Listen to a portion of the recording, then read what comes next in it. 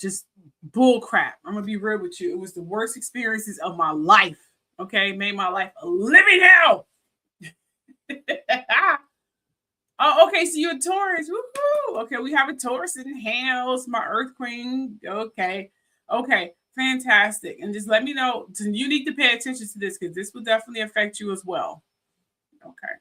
And make sure you take a screenshot of your sun, moon, and rising, and save them on your phone. It'd be a great insight. I always take a screenshot, and then I always take a screenshot of the whole thing, and I save it into my phone. Okay, so Aries and Aquarius don't mesh well. Okay, reason being because Aries flames out quickly, unable to attach. All right. So just to let you, if you are if you're an Aquarius or anything of the nature, I will recommend dating Aries. It would not be a good thing here. It's being realistic here. And I'm speaking from personal experience. Me and Aries, we just don't. My mother, my sister, half of my family was in the Aries. It was a fucking headache, man. You have no idea. I don't mean to curse. I'm sorry. I'm not going to even curse for this segment because I want this to be Sunday school. So we're going to keep it PG. It was a nightmare. It was an utter freaking nightmare. Okay? Trying to get along. I had to detach myself several times. I got into a lot of stuff to try to ease the stress. It was a nightmare. I can't even say it enough. It was a nightmare growing up with Aries, okay? A complete, utter freaking nightmare. We had some good moments. I mean, they are great conversationalists. They're very artistic people, very intelligent, resilient. I mean, if you want a best friend who will ride and die in terms of fighting, they are the people to go to. But other than that, they don't mesh well with Aquarius. They just don't. They just don't. They just don't. Okay. Okay. And Virgos. Virgos is another sign that don't really mesh well with an Aquarius either. Okay. Let me tell you why. Even though I have Virgo in my astrology chart, but just maybe one part of Virgo. I'm not sure what house or moon or sun, whatever crap that's in. I don't know, but just one little itty bitty part. Thank goodness. So, no offense to my Virgos. I love you, divinely anointed. It's just that we probably, you get the drift. But you're a Taurus too. So anyway, Virgos, and tell me if this meshed with you. Tell me if this resonates with you. Virgo thrives on detail, rules, and predictability. Aquarius thrives on disruption, freedom, and innovation. Virgos want structuring. Aquarius dissolves it. You know what I'm saying? Virgo's got to have everything planned. Everything got to be structured. Everything, and they dominate this HE double hockey sticks. They have to dominate and control everything. Everything has to be in its place. You can't just move it around. No, we can't do that. No. I worked with a Virgo, and it was a nightmare. She didn't trust me because I was too not like her. So we bumped heads a lot. I'm going to be real with you. I couldn't get her to trust me in a million years because she couldn't control me, and I wasn't so lenient to her structuring. I was like, there's a better way and innovative to do it. But she's like, no, we've been doing it this way. You got to do it my way. There's no other way but my way. I'm like, but there's an easier way to do it. And we just kept bumping heads. It was an utter freaking nightmare. So Virgos, again, want structure and dissolves it. And then the result is Virgo retreats and able to attach. So Virgos can't get attached to an Aquarius. What they do, they just attach or they disassociate with that Aquarius altogether. Okay. So let me just say this. Virgo, this picture here is Virgo's wheat shift crumbling as Aquarius pours water across it. You can see that because that's what Aquarius does to Virgo's cosmic and characteristic and abilities that they feel that we're shedding parts that they grew, parts that they structured, parts that they planted themselves. We're pouring water on it and they're like, okay, I built this, I structured this, and you're pouring water on it and it just falling apart. I can't be with you anymore. This is a freaking nightmare. You are doing it wrong. This is why Virgos and Aquarius cannot get along. Now we can be friends, but we'll probably run an empire perfectly with my innovative ideas and their structuring ideas. So having a Virgo as like a CFO or something like that would be perfect to an Aquarius, but we would probably bump heads a little bit, but at least the structuring of the business would probably go well, maybe. Now, in the age of Aquarius, attachment requires flexibility, openness, and collective vision. Aries burns too hot. Virgo clings too tight. Neither can hold the unveiling energy, and that's a gift. because Aquarius is meant to stay free, elevated, and sovereign, which is what we're known to do.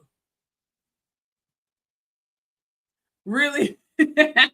So you know what I'm saying? That it was a nightmare. I'm sure the person was like, "Oh my gosh, I would never do that again." Oh gosh, it was a nightmare. I know it was. I know it was a nightmare. I know.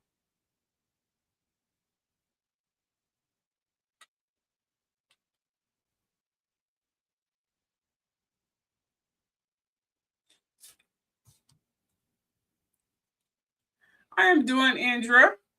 Welcome to Sunday School. Welcome to Sunday School.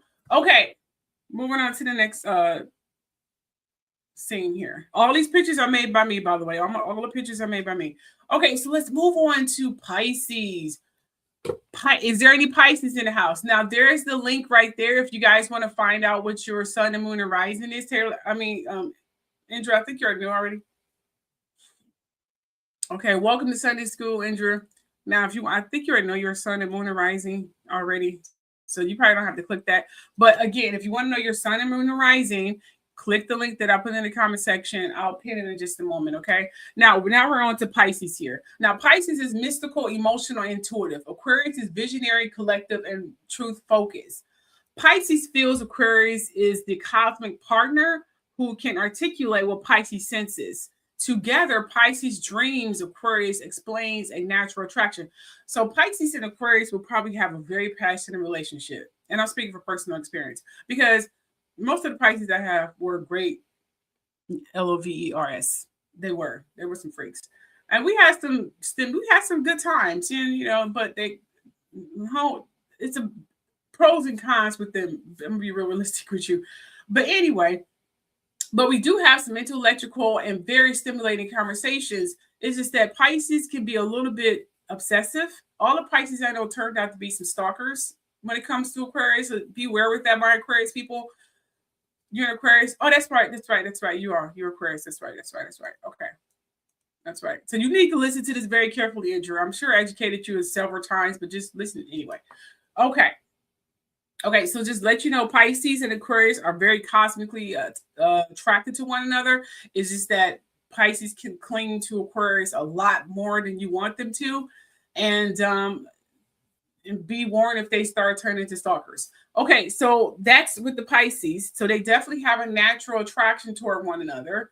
Okay, so yeah. Then we have Gemini here, and this is the beautiful one here. Okay, Gemini. See, a Gemini and Aquarius are literally the balance of one. They can make a really good couple. Now, if you are already a Gemini and you're an Aquarius, y'all probably gonna be together for a long time. If you are with one who can be trusted, which is hard to try to figure out when it comes to Geminis because their mind kind of works like ours, a big mystery. So here's the thing with Gemini, and this is why Geminis are automatically attracted to Aquarius. It's okay. Gemini is curious, communicative, and playful. Okay. Aquarius is innovative, intellectual, and future minded, which is why Gemini is always attracted to Aquarius. Gemini loves Aquarius' ideas. Aquarius loves Gemini's adaptability because Geminis can adapt to any crowd, any group of people. I don't care what room you in, they adapt to this crowd. Seriously. If they're not stubborn and, and full of themselves like some people we know in the social media. And then together, endless conversation, mental stimulation, and shared curiosity. I have some very stimulating conversations with Geminis. Seriously. So Geminis and Aquarius are going to automatically attract one another in a conversation. They're always going to have some kind of intellectual, stimulating conversation. Now, I know about the love life. I'm not sure about that. I haven't had really good things to say about Geminis when it comes to the love life, and be real with you. But when it comes to friendship, working together, partnership, and things of that nature, I would say they are not bad. They are not bad in that department. Okay. So they would be really good friends, really good business partners if you can trust them, and things of that nature. And they will automatically be attracted to Aquarius. Aquarius and Geminis will always attract one another. Okay. And then we have the Scorpios. Are you ready for the Scorpios? The Scorpios, you might want to be wearing Scorpios, my ladies and gentlemen. If you are Aquarius or a part of this cosmic age, which is Aquarius, Leo, Taurus, and Scorpio, of course, especially in Aquarius. Okay, I'm going to say this about Scorpio. Scorpio is depth, secrets, and transformation. Aquarius is revelation, exposure, and collective truth. Scorpios obsess. Scorpios are one of the most obsessive signs when it comes to Aquarius. They will become stalkers, sickos. They won't be able to leave you alone. Once they get a dose of you, they will not be able to detach. Those are facts. So I don't care if they are Moon Scorpio or Rising Scorpio. If they're part of those three dominant factors of their astrology zodiac signs, just make sure you are good and you are aware of these counterintuitive and these little characteristics when it comes to Scorpios. Okay. So again, Scorpio's depth, secrets, and transformation. They could transform anything. Some of the best actors in Hollywood have either a sun, moon, or rising in Scorpio.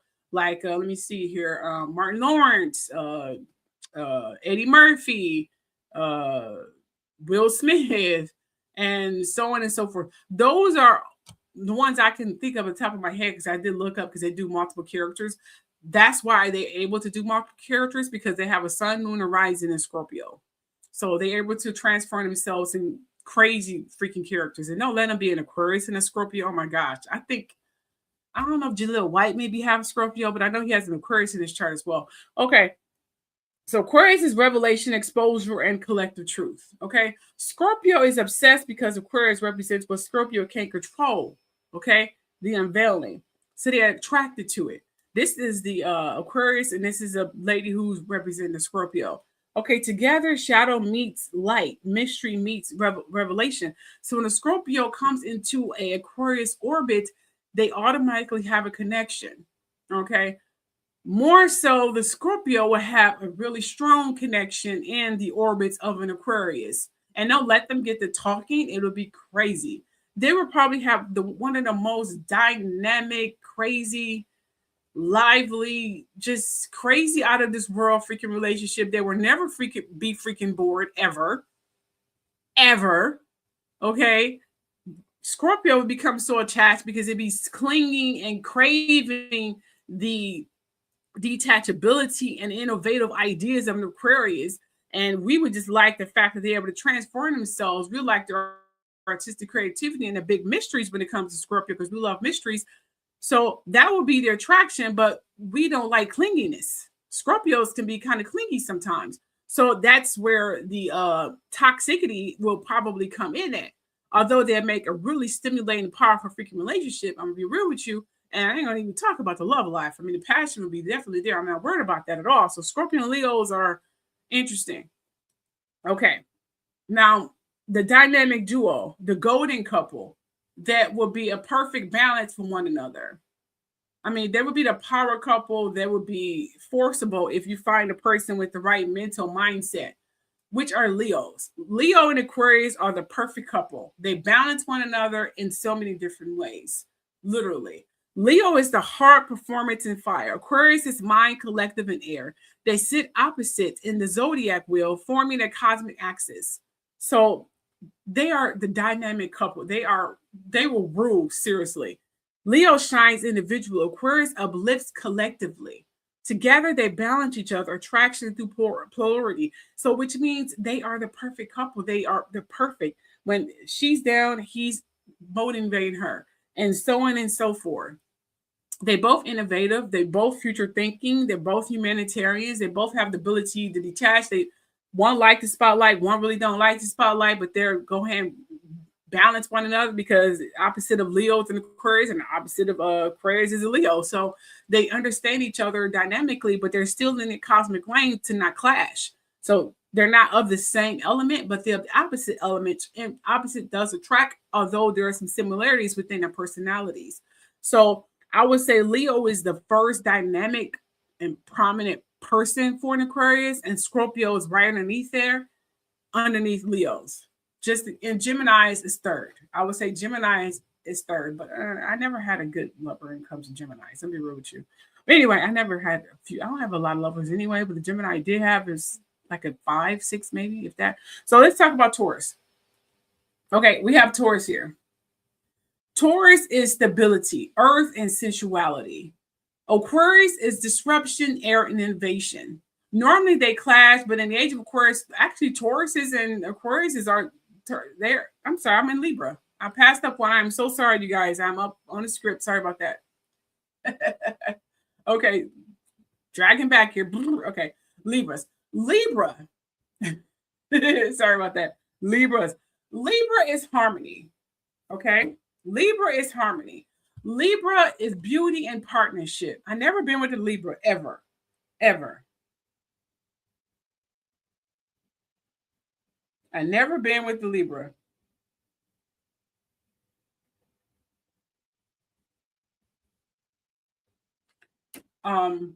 Which is weird. I don't even think I even have a lot of people Libras in my family. If there are Libras, I never had a close relationship or friendship with the Libra. I would like to, but anyways, so this is new territory for me. I have to learn this, but this is the Aquarius and this is the Libra. Okay, so Libra is harmony, beauty, and partnership. There is no ugly Libras. Most Libras are very beautiful people, inside and out. Aquarius is truth, innovation, and collective justice.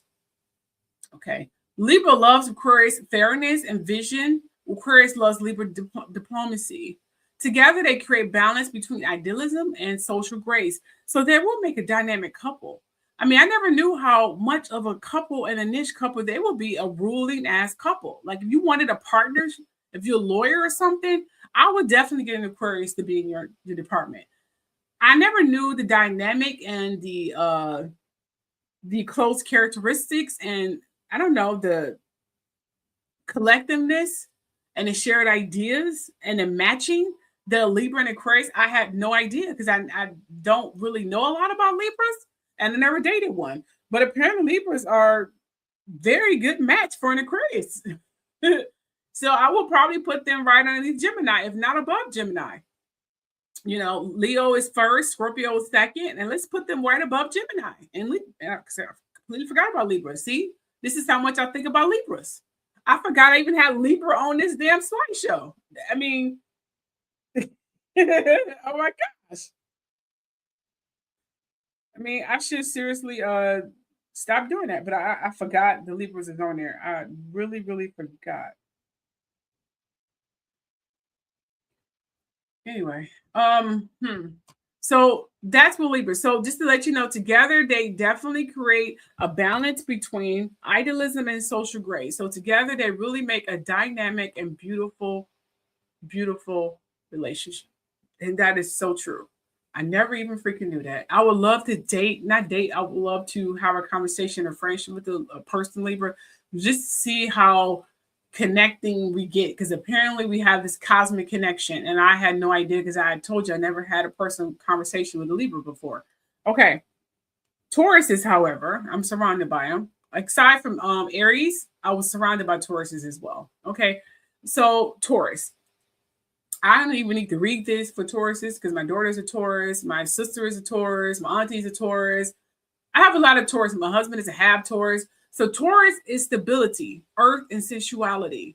Aquarius is disruption, air, and innovation. Normally they clash, but in the age of Aquarius, Taurus is drawn to Aquarius vision because it promises a new foundation. Attraction is conditional. Taurus is wants Aquarius to prove stability within change. See, if you want someone to manage the pocketbooks or offer some kind of natural sources or anything of the nature, Taurus is more than likely make good great people on the inside to like they'll make good CFOs. They make really good CFOs. They make really good managers or anything of the nature. I would say they make good homemakers as well, like managing houses or anything of the nature because they do know cooking, they do know earth. I would say they make very good doctors too. And together, Taurus and Aquarius can definitely build seriously, monuments, villages. They will be seriously the gods and goddesses of that village because they are the perfect balance of what's needed to keep a whole industry or an economy running. That is the truth. Get in the mind of us Taurus and their artistic creativity is out of this world. I never understand their artistic creativity. I think they have the most weirdest artistic creativity that I never understand in a million freaking years. But it's their they are very resilient to their artistic creativity when it comes to clothes. First of all, Tauruses are all artistic. They all know some artistic creativity. They are definitely drawn to the earth, very much so. I have never met a Taurus who can dance. I never even met a Taurus who can sing either. But that is what my personal interpretations of Taurus is. They're great conversationalists. They have to be entertained. If you don't entertain them as much, they get bored easily. And be real with you. A lot of Tauruses are drawn to animals. They love animals. They love nature. So yes, definitely. So Taurus is one Aquarius supposed to prove stability with the change. As you can see here, we have these Tauruses who are looking at the earth substance. Then we have the Aquarius in the background. Look, there's a more innovative way to do this. As you can see in the background here, you have a more innovative way, and they're trying to take the old structure and build it with the new structure. But you have Tauruses like, okay, we can have the new structure, but we still need natural resources for this new structure. So can we build that within these structures? So together they make a perfect team, kind of like those futuristic videos that you see that's strolling all over the internet that I love watching and get lost in. Tauruses are definitely that. We need Tauruses to be the architectures and the gardeners of our world. That really was popping during the Egyptian times, which is why you see a lot of them wearing the bull horns and stuff of that nature, because there was really popping during the Taurus's age. I mean, seriously, there was ruling that age. That was the Taurus age before the Aries came in and the Greeks started losing their damn mind. That was the Taurus age. That's why them big conglomerate buildings was going up like crazy, because Tauruses are the architecture of the world. They use natural resources to build stuff. We use futuristic stuff to build stuff. Together, they can definitely build great monuments, okay? Everlasting monuments, building and combining the old with the new, which is very, very wonderful. Okay. Now, here's another sign that I never even paid attention to as well. And those are the Capricorns. I had one kind of relationship with a Capricorn. I worked with him. He was very stricular and stickler by the books. You can never stray him away from his job. And you can't never tell him he wasn't good at his job, because he perfected his job. He was tunnel vision to what he's supposed to do. Capricorns love structure, ambition, and authority. They are attracted to Aquarius is literally rebellion, innovation, and collective freedom. They may not like it too much, but they are attracted to it. Normally opposites, but in this age, Capricorn is drawn to Aquarius because Aquarius represents the future of systems. So they are drawn to us, although some elements of our characteristics annoys Capricorns because they're so structured. I think a Capricorn and Virgo would be a really good couple. Anyway, Capricorn wants to build, Aquarius wants to redesign. See, they go by blueprint. I think a Capricorn and Taurus would be a really good mix too. So Capricorn, this is the Capricorn here. They go by the blueprint.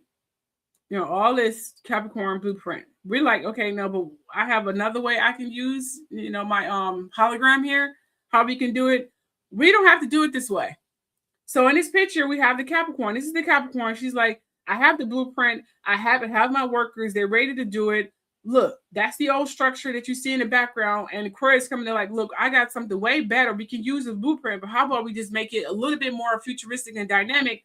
So this is the Capricorn way. Like, why change what's been working? You know, I've stuck to this plan for a gazillion years. Why change it now? But we're like, there's a new way to do it, though. You don't have to do it this way. This way is very hard. At least that's what we're thinking. But then you have the Aquarius with their innovative way of doing things. The Aquarius team, the Capricorn team. So, but together they can build a lot of great stuff. So together they can create new institutions, new structures, new legacies by combining both the old and new structures. They'll make a great team. I would say if you are with the right mentally stable Capricorn, y'all will probably have a great relationship. I don't know about the passionate cosmic attraction to a Capricorn. I have no idea. I think once you with an Aquarius, and this is why when I learned deeply that I believe it was Morris Chestnut was a Capricorn, and then I finally learned some characteristics of Morris Chestnut. I'm no longer attracted to Morris Chestnut anymore because I'm more mentally stable, and I'm thinking he would be a good friend and a great partnership, but I'm not attracted to him anymore because I work with a Capricorn, and after working with a Capricorn, they are no longer attracted to me because this would irritate me. I mean, I could be compromising, but this would irritate me. I would be so irritated with this. Like, you are so stuck in the old ways. We could do this so differently, and they are so freaking stubborn. So just no. I'm like, no, I can't do it. Nope. they'd just be if I was single, they'd just be a sex buddy. I'm gonna be real with you. Just someone I have a whole crazy love affair with, and that'd be far as it goes. I would never get into a relationship with a Capricorn ever. Anyway, and they should be happy because I would drive them crazy too. Okay, so let's move on here. So we're going to get to the deep depths of the cosmic attraction as part of the fixed 4 of this new age of Aquarius, as I said here. Okay. These are the signs that's automatically drawn to an Aquarius. Okay. And the people of the elements of an Aquarius. So please listen to this carefully. People who are part of this Aquarius age, which I said was Aquarius, Leo, Taurus, and Scorpio. Okay. Pisces, Gemini, Scorpio, and Leo. Okay. As I was saying, automatically drawn, no conditions. They're just going to be automatically drawn to you, especially if you're an Aquarius, automatically. It is what it is. Libra, Taurus, and Capricorn drawn, but with conditions, balance, stability, and practicality, which is what I said. It will be conditions. It will have to be some compromising, and you will have to bite your tongue a lot with them. Like I said, I never, ever had a conversation with a Libra, but I think they would be really good friends. We'd be really good friends and business partners. Some of my, like I told you, I have a lot of good friends when it comes to Tauruses. They are loyal. I love me some Tauruses. They're some good friends. They are beautiful. I love them. I love them. Relatives, they were just loyal ass fucking people. If you do them right, they'll do you right. And if you ride and die too, seriously. Capricorns, business first. Annoy me. Business first. And they have, I'm done with the Capricorn because thinking about it making me want to really get upset. Libras, can't tell you anything about Libras because I never had a conversation with Libras. I don't know them. Only know what the cosmic characteristics on the internet say. I don't know them. I know celebrities who are Libras, but I don't know any personally. But anyway, so because this is why their attractions depend on how Aquarius channels his energy. Now, in short, these signs are cosmically drawn to Aquarius because Aquarius represents the future revelation, collective awakening. Each one finds something in Aquarius they can't get elsewhere. So let me just break it down a little bit. Just give you a nice breakdown here, okay? Pisces, dreams mean clarity. Aquarius articulates what Pisces senses. Gemini, endless conversation. Aquarius feeds Gemini curiosity. Scorpio, mystery meets revelation. Scorpio obsesses over Aquarius' untouchable independence, and they just find it attractive, and they just can't let you go, and they turn into some crazy stalkers. Leo, polarity, attraction. Leo shines individually. Aquarius uplifts collectively. They're the perfect couple. Libras, justice, harmony, and Libra admires Aquarius' fairness. They make great business partners. Taurus is stability throughout disruption. Taurus sees Aquarius as the architect of the new foundation. Great business partners, great business people and friends, but not lovers. I won't recommend being lovers. Capricorn, future systems. Capricorn builds legacy. They build legacies. Aquarius designs the blueprint. Again, great business partners, great people to build empires with, but I won't put them as a couple, not a personal couple. Maybe a loving, passionate couple, but not a married couple or a boyfriend and girlfriend, a man and woman. I won't do that. Now, again, these signs are drawn to Aquarius because Aquarius represents the unveiling, the pouring of truth, the collapse of illusion, and the rise of collective consciousness. And with that said, let's move on to the segment that I know you guys were looking forward to, and the segment that I'm definitely looking forward to, which is the cruel way and the treatment of women in the Bible. And as a woman, we shouldn't even be religious at all. We should be rebelling against the Bible because the Bible was not meant for us. But let's take a quick break, and then we'll get on to the next.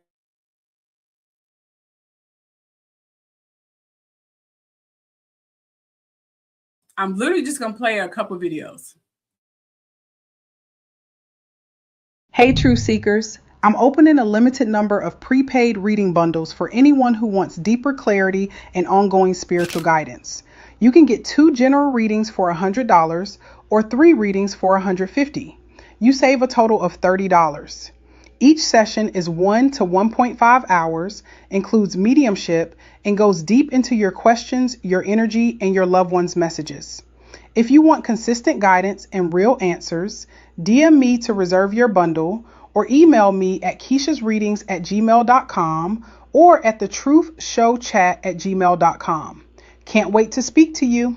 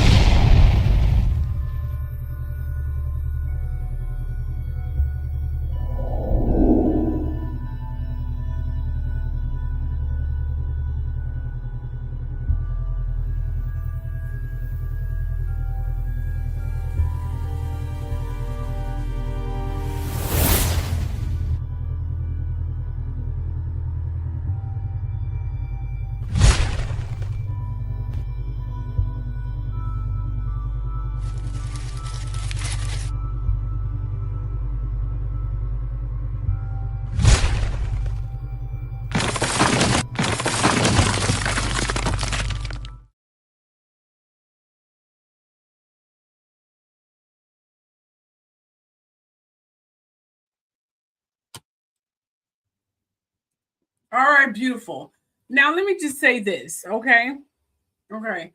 The Bible is often preached as a book of compassion and divine justice.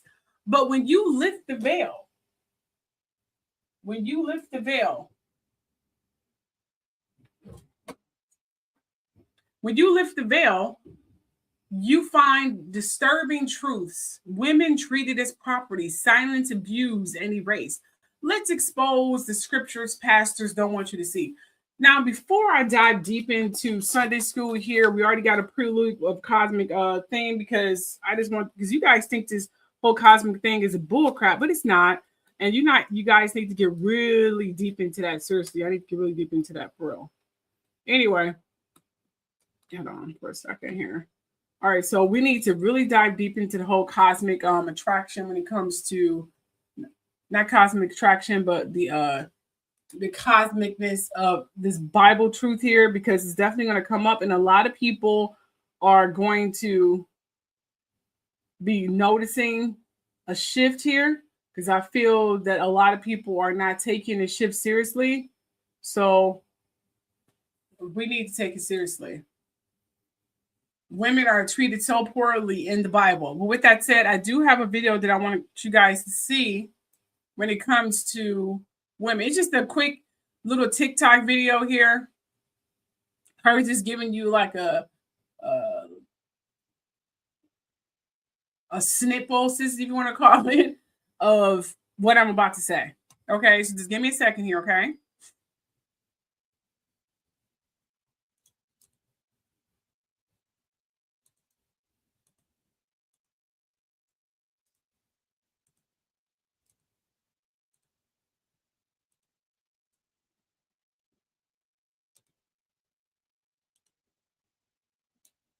Okay, here we go.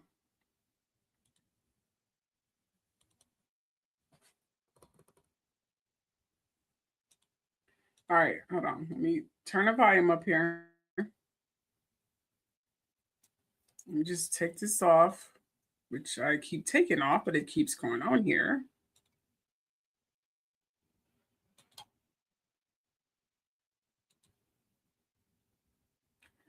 Whatever. Anyway. The Bible makes women pay for men's sins. And I hated when I learned that. Obviously, it starts with Adam and Eve, but I got many more examples. Let me cook. Numbers chapter 31. Moses tells the Israelites to go kill all the Midianites, except for the 32,000 virgin little girls that they can keep for themselves. These girls' families were slaughtered, and they were forced to be raped for the rest of their life by the men who captured them. That was God's plan, according to the Bible. Then in Deuteronomy 21, it says that if an Israelite soldier is at war and sees a beautiful young woman, he can just take her. And then he can make her his wife and rape her for the rest of her life. That was God's law. In Deuteronomy 28, Moses tells the Israelites that if they disobey God, God said he's going to curse them. And one of those curses is that when they get engaged to a woman, before he can marry her, she's going to be raped by another man so that he can't get her virginity. Then let's talk about King David. 2 Samuel 12. God tells David through the prophet Nathan that because David sinned, God's going to take all of David's wives and women's and concubines and give them to another man. And that man is going to rape them all publicly. And he does. In chapter 16, Absalom does it in front of all of Israel. In Genesis 19, this big violent mob of men want to rape the angels that came to visit Lot. And he responds by saying, hey, no. Don't rape these angels, these men. Take my 2 virgin daughters instead. Do with them what you want to. He's protecting these 2 men that should be able to protect themselves as angels by sacrificing his daughters. Same thing happens in Judges 19. The mob wants to rape a male guest. They hand over a woman instead. And I can't even say the rest of the story without violating community guidelines. So why are women used as consequences for men's sins? And before you tell me that that was the culture of that time and God couldn't do anything about it, shut it. They have 637 laws in the Old Testament. God changed the way they eat, the clothes they wore, and even introduced circumcision. And if he could change all of that, he could change how they treated women, how they treated slaves. But women are repeatedly treated as possessions, property, taken from other places, given to other men, exchanged, captured, or used to punish men. I don't see the Bible as protecting women. As a biblical scholar, I see women being sacrificed to protect men, kingdoms, tribes, and religious systems. And if you do believe that it was just culture, then why should I assume that any of this book or any of the passages came from a perfect, loving God rather than from ancient men living in a patriarchal world? And I wish more women and men asked this question before they blindly followed a religion.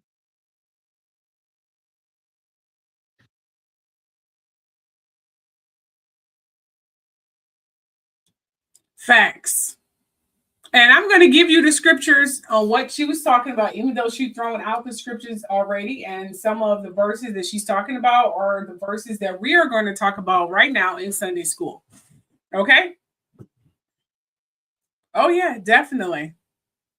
Definitely. I know a lot of you probably are shocked because a lot of you are dedicated Christians, despite on what the reality is. But as a woman, I don't know how you can be a damn I'm about to say scripture. I don't know how you can be a Christian. Excuse my language. Yeah. So let's get started here. We're going to start with Exodus. Soon as the video pop up here, we're going to start with Exodus, okay? Oh, yeah, ladies and gentlemen. Let me start up here. All right. Which says, if a man sells his daughter as a servant, you can follow along down there, or you can pull out your Bible. If a man sells his daughter as a servant, and these are pictures that AI generated here. If a man sells his daughter as a servant, she is not to go free as the male servants do. If she does not please the master who has selected her for himself, he must let her be redeemed. Now, to redeem, it means to regain or gain, and then pawn her off to someone else, which further validates in the rest of the scripture. He has no right to sell her to foreigners because he has broken faith with her. If he selects her for his son, he must grant her the rights of a daughter. If he marries another woman, he must not be deprived, the first one, of her food, clothing, and marital rights. If he does not provide her with these three things, she is to go free without any payment of money. Which means if he can't sell her, okay, he has to regain her and try to pawn her off to someone else. If he can't find someone to pawn her off to, he could pawn her off to his son, okay, which he have to now, would you get the gist, okay? Or, like it says, if he marries another woman, like if his son marries another woman, he must not deprive the first one of her food, clothing, or marital rights.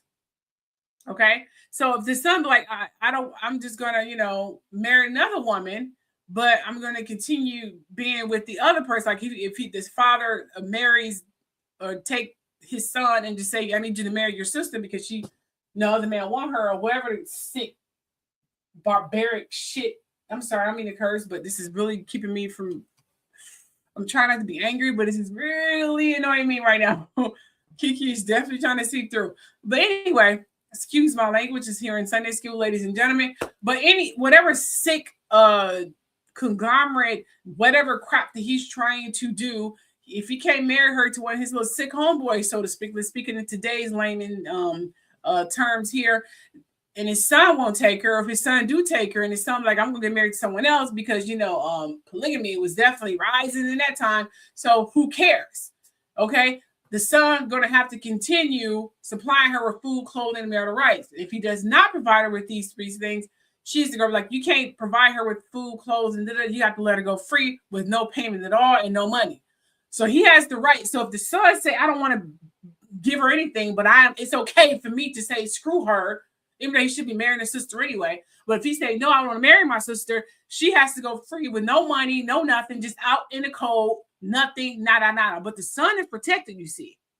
The son is protected by all means necessary. Whether he marries someone or not, who cares? He can have the money, but the girl's not to be married. You just got to kick her out with nothing.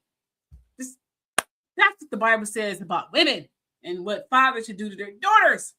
Kind of like you hear little segments and little quirks and stuff in the TV series Ghost with Hetty, how she was pawned and included in some deal that her dad gave her for a landing deal.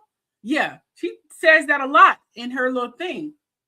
A lot of things they're saying are historically clarified as facts. A lot of things they have in their script and in their lines in that TV series Ghosts are facts of how they treated women. Just being realistic here. So in summary, daughters were sold as slaves and treated as property. They weren't useful. They just throw them out with the code. No money. Who cares? If a man sells his daughter as a servant, like she's not a woman, she's not a human being, because they said women that have brains, they weren't allowed to think. So he treated her as a servant. So analysis, women reduced to commodities, stripped of anatomy. So they were just stripped of their rights and human rights because they weren't human. They were just property. Yeah. So this visual here, the scales of justice tipped against the woman. You know, these lambs and stuff was worth more than a woman. We're just worthless in the Bible. We don't know if God really said this. Like the lady said, it's just what the man in those barbaric, sick times put it in about woman. We don't know if he really said this. We don't even know if he even freaking exists. Okay. And judging from how things are going on here and how things have been going on with the Republican Party and Jeffrey Epstein and all these wars and trafficking and crap going on in underground human factories that I'm hearing is going on in the dark age and caves, I'm starting to question every darn thing. And the stories I'm hearing right here and now were actual freaking stories. Makes you wonder a lot of stuff. And I ain't gonna even tell you the personal testimonies I've gone through that really validates his whole entire existence. But anyway, let's move on here. Today's in Sunday school. Let's move on to Deuteronomy. Okay, so we have Deuteronomy here. Okay, yeah. It says if a man happens to meet a virgin who is not pledged to be married and rapes her, and they are discovered, he shall pay her father 50 shekels of silver. He must marry the young woman, for he has violated her. He can never divorce her as long as he lives. To sum it up, okay, a raped woman is forced to marry her rapist. So if a man back in those days was feeling a woman really bad, all he has to do is rape her, and he automatically have her because she's soiled. Now, screw all the women that he screwed around with. He doesn't matter. His existence and his whole human dynamic is more important than a woman. So he has to marry her. And she has to be forced to be. Who cares how old she is? They say, oh, she has to be 12, 13. Who cares how old? She can be 9. It don't matter. Okay, it doesn't matter. So in quote, he shall marry her. He cannot divorce her in his days. She can be 5, 6, 7 years old. Who cares? That's what the Bible is saying. This is why underage marriage was so high in those days, because it was practiced in a religious world and it was accepted back then. This is why women back, the real religious women, were so attracted to older men, because the Bible was brainwashing to be attracted to older father figure as men, speaking of personal freaking experience. So the analyst says, violence sanctifies as marriage, trauma institutionalized. Yeah. So that's why the visual cue is the broken wedding ring with blood, because she was forced to marry her rapist. Man held no ramifications on what he has done. He get rewarded with the girl he raped despite age. Just want to point that out. That's in the Bible. Oh, I'm not done yet. Let's move on to Judges 19, verses 22 through 29. If you want to screenshot it, go ahead, ladies and gentlemen. While they were enjoying themselves, some of the wicked men of the city surrounded the house, pounding on the door. They shouted to the old man who owned the house, bring out the man who came to your house so we can have sex with him. The owner of the house went outside and said to him, no, my friends, don't be so vile. Since this man is my guest, don't do this outrageous thing. Look, here is my virgin daughter and his concubine. I will bring them out to you now, and you can see them to do whatever you want and whatever you wish. But as for this man, don't do such an outrageous thing, but you can have my daughter. But the man would not listen to him. So the man took his concubine and sent her outside to them, like, here. And they RA'd her, abused her throughout the night. And at dawn, they let her go. Like, we're done now. You can have her. And at daybreak, the woman went back to the house where her master was staying and fell down at the door and laid there until daylight because they had RA'd her all night. And it's just all done under God's bidding. When her master go up in the morning and open the door of the house and stepped outside to continue his way, there lay his concubine, fall in the doorway for being abused and RA'd all night by all these men with her hands on the threshold. He said to her, get up, let's go. He didn't even care that she was bleeding or bruised, stripped. We didn't even discuss how old she was. She probably was a minor, but there was no answer. She's dead. Then the man put her on his donkey and set her out for home. He didn't care about her. Who cares? When he reached home, he took his knife and cut up his concubine because she was worthless. She's soiled now. She's useless. Limb by limb into 12 parts and sent them into all the areas of Israel as sacrifices for what he needs.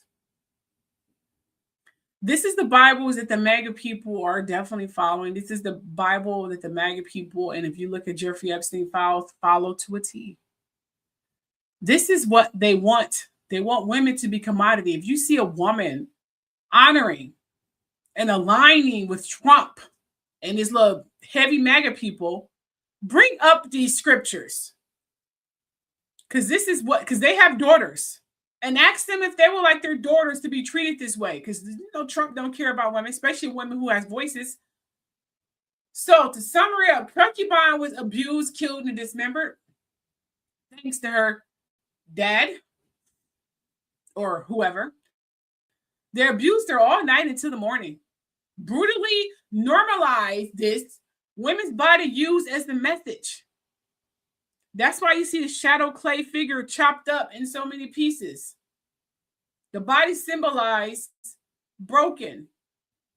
Not even human, just a dummy. We don't have veins. We don't bury your children. We just a fucking body. This is what the Trump and his MAGA people see women as, and women following them is accepting it. I would never understand in a million years. Okay, I'm not done yet. There's more for this Sunday school here. Okay, let's talk about the purification of childbirth because that's even better. Hope you guys are listening in this Sunday school year because we are definitely going in, my Sunday school people. You know what? Give me a moment here. I need to collect my emotions. Just give me a second here.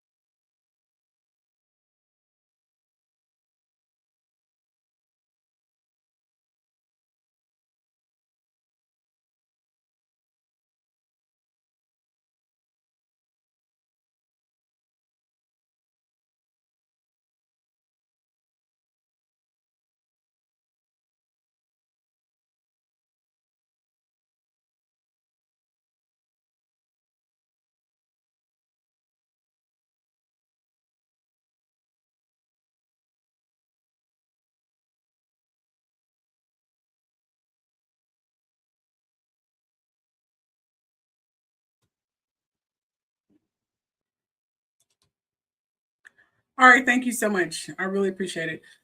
Okay, now let's talk about Leviticus.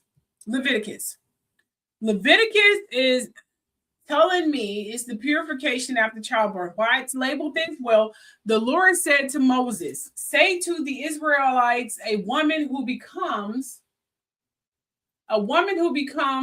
pregnant and gives birth to a son will be ceremonially unclean for 7 days. So even having childbirth was considered unclean by these freaking men, just as she is unclean for during her monthly period. On the 8th day, the boy is to be circumcised.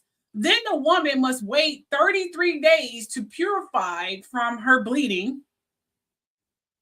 She must not touch anything sacred or go to the sanctuary until the days of her purification is over. So our period blood was considered unclean to dirty men who were sticking their things in anything that could move. Well, we were considered unclean. Okay, let me continue on with this barbaric, biased freaking story. So then the woman again must wait 33 days until be purified from her bleeding. She must not touch anything sacred or go to the sanctuary until the days of her purifications are over. If she gives birth to her daughter, for 2 weeks, the woman will be unclean as during her period. Then she must wait 66 days to be purified from her bleeding. Yeah. So women having birth was considered unclean. So having birth was considered disgusting. Just to give you a gist on what, how they treated women back in those days from ignorant men who didn't understand women. Yeah, they consider us having menstruation disgusting. So in summary, women unclean after childbirth longer if birthing a girl. I'll tell them what they was doing to the child. And then just to keep it short, she shall be unclean for 2 weeks if she bears a female. Like if she bears a female, she's even more dirty. So in analysis, female life devalued, purified, weaponized. Because she bled after having birth, giving life apparently is disgusting to these men. Maybe they should do it. Okay, so she's devalued. This is why you see the scales of the boy versus girl. Girl is considered more dirtier, so they're not valuable. Boys are not, because they don't bleed. Because boys are men and they are more valuable. Apparently, whoever wrote the Bible must be gay. He must have been gay and hated women vigorously. Yeah, women are considered unclean, dirty, because having birth is disgusting. How are you able to be here if it wasn't for women? We are the reason for your existence, you stupid freaking knucklehead. But whatever. Men will be stupid. So not talking about men in general, I'm talking about the men back in those days were stupid. Oh, I'm not done yet. There's more in this barbaric Sunday school. Let's go to Corinthians here. Let's go to Corinthians. Get your Bibles out and go to Corinthians 14 chapter 34 to 35th verse. Let's go to Corinthians here. 1 Corinthians. Okay? 1 Corinthians. Which I forgot to put on here. It says his women should remain in churches. They are not allowed to speak, but must be in submission. As the law says, if they want to inquire about something, they should ask their husbands at home if they can talk. For it is disgraceful for a woman to speak in church. So women were not allowed to speak unless they have their husband's permission. Kind of like how they are right now.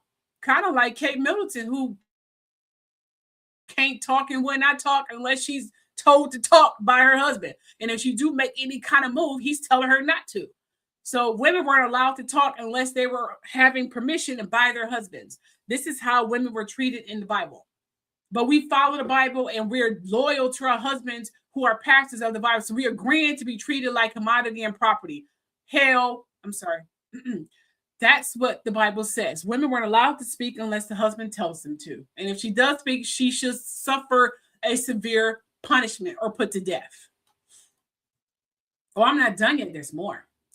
A woman should learn, and this is in 1 Timothy, okay, 2nd chapter, 11 through the 12th verse, which says a woman should learn in quietness and full submission.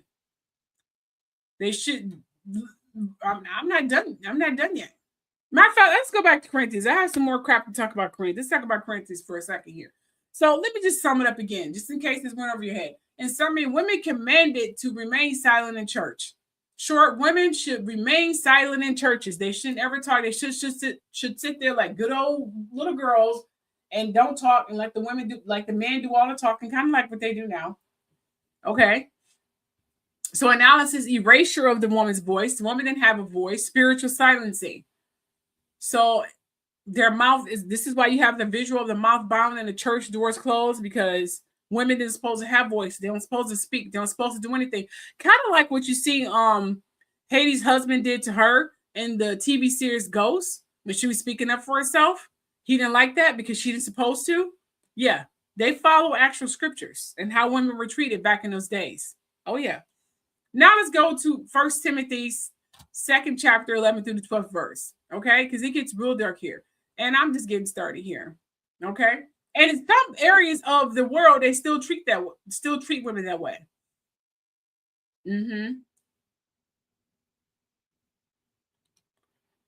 Well, good for them. I'm glad. I never heard of that before, but I'm glad. That's good. That's really good. I'm gonna have to learn more about that. Okay, so in 1 Timothy 2nd chapter, 11 through the 12th verse here, it says a woman should learn in quietness and full submission. Said, I do not permit a woman to teach or assume authority over a man. She must be quiet. So to sum it up, a woman is forbidden to teach, hold authority. Like she don't supposed to talk. She don't supposed to have any teaching. She's supposed to be a dummy because her brain is not capable of learning anything. It may overcompensate or mess up her brain. That's what they thought. Women didn't supposed to hold too much knowledge because it will explode their brain, because it's just not. So in quote, in short, I do not permit a woman to teach or analyze. Leadership denied, power stripped. That's why you have the visual clue of this man teaching the women, because women weren't allowed to teach. Remember, they weren't allowed to talk in church either. They're supposed to sit back there and be good, quiet wives and not have a voice. Kind of like Melania. Yeah, Melania. Yeah. MAGA people, they want their wives to be that way. Yeah. Not all of them. Some are straddling the fence, but I'm assuming, let me see, Mike Johnson, who is his wife? Where's she at? I don't know. Where's she at? I don't know. Melania is the pure example of quietness. So is Kate Middleton. She only talked when she's supposed to, when he gave her permission to. She only can go and have these single little things if she's allowed to. Apparently she likes it because she don't see her speaking up anytime soon. She would just ridicule Meghan and be jealous of her, like I'm done with the whole royal family stuff. But anyway, that's how women were treated in the Bible. Oh, I'm not done yet. Okay. Let's go to Genesis 19:8. This is where the lady was saying, Lot's daughters, the old sicko. Yeah. Lot says, look, I have 2 daughters who have never slept with the men. Let me bring them out to you, and you can do what you like with them, but don't do anything to these men, for they have come under the protection of my roof. Like he said, look, you can just have my daughters. Do not touch me or the men, because we are above women. So do what you want to them. Go ahead.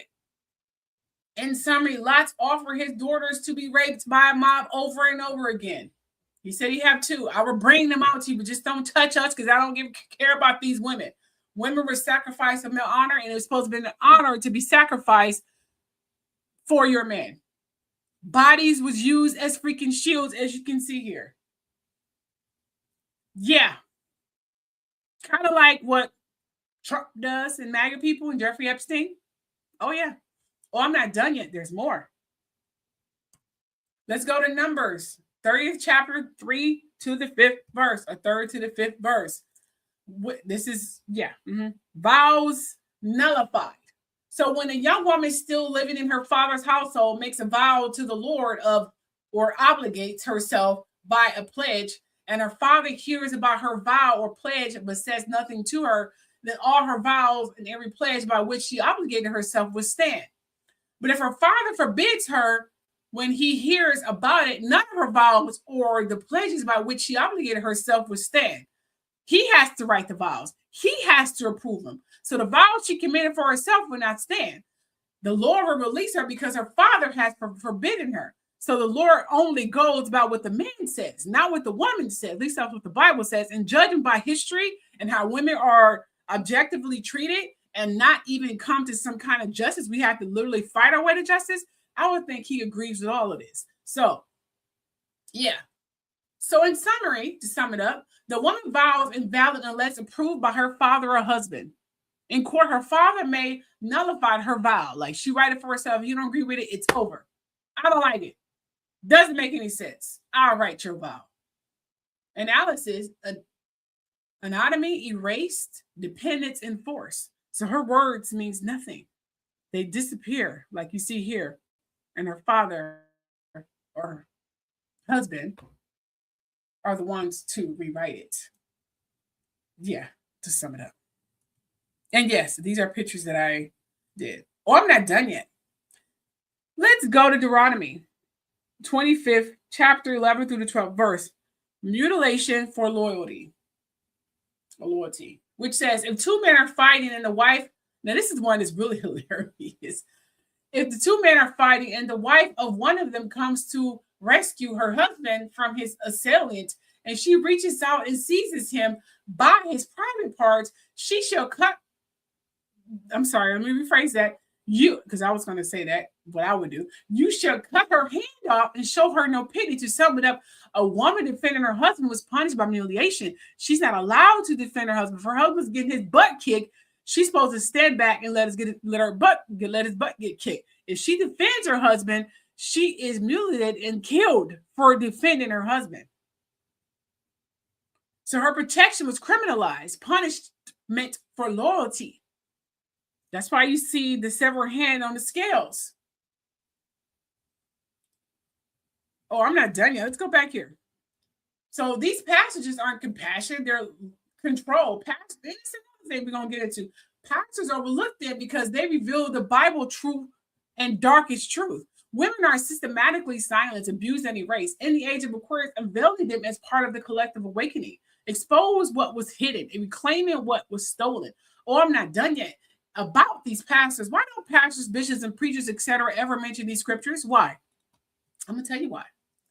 The conspiracy of silence, how biblical misogyny is hidden by modern pastors. Let's talk about this. While the pulpit echoes with messages of love, a shadow remains over the verses that expose the dark reality. Within these passages, women are not icons of compassion, but subjects of ownership, silencing, and horrific violence. This is the architecture of control. As we enter the age of Aquarius, we are stripping away the selective narrative to confront the raw truth that has been buried. So what have we learned about the pastors that pastors ignore? And why do women follow and tolerate this? Let's talk about that a little bit. Okay. So the catalog for erasure, let's talk about Exodus, okay? Exodus, daughters traded as chattel. I'm going to give you a sum up of what the pastors choose to ignore. In Exodus 21, daughters are traded as chattel. Deuteronomy 22, the mandate that a victim must marry her violator. In Judges 19, the brutalization and dismember of a concubine. After she's been raped all night, he just kills her. Leviticus 12, extended rituals of uncleanness for those who bear female children because females are dirtier. In 1 Corinthians 14, the divine order for women to remain voiceless in sacred spaces. They're not allowed to talk. In 1 Timothy 2, the absolute prohibition of female leadership and teaching. Like they're not supposed to talk or have a voice at all. Genesis 19, the sacrifice of daughters to a violent mom to preserve male sanctity. Are you freaking kidding me? Numbers 30, spiritual vows rendered null without male authorization. And Deuteronomy 25, mutilation as a penalty for female intervention for defending her man. She gets mutilated. I mean, seriously, her hands get cut off because she defended her man. So just let him get his butt kicked, and then soon as she get her butt kicked for him getting her butt kicked or him getting his butt kicked. I don't know. It's confusing. So the brutality and the brutality of these scriptures raises the vital questions. Why do so many continue to adhere to these systems? Why do women ignore this? The Bible is not for us. The cycle of obedience is sustained throughout specific mechanisms. I mean, think about it. The curative gospel here. Okay. deliberately filter, and this is what annoys me. This is what freaking annoys me here. I have to say this seriously. Clergy deliberately filter their messages emphasizing virtue and submission while omitting the gore and systematic abuse. So they talk about the omission, but don't give you the details on what the omission is. And then we have generational indoctrination. Women are conditioned to believe that their own suppression is a mark of holiness, making any impulse toward anatomy feel like a sin. Literally. By bringing these hidden passions into the light, we are not just analyzing text, we are initiating a collective awakening and reclaiming the voices that were meant to be erased forever in the age of Aquarius, in the age of feminism. And then we have this, I'm not done yet. Okay. So again, pastors preach love, but they skip the verses that reveal the Bible's darkest freaking truth. Okay. Women treated as property, silenced, abused, mutilated, and erased. These aren't scriptures of compassion. They're stories of control. In the age of Aquarius, we unveil what was hidden. To break it down, just in case, so this can be instilled in your freaking brain.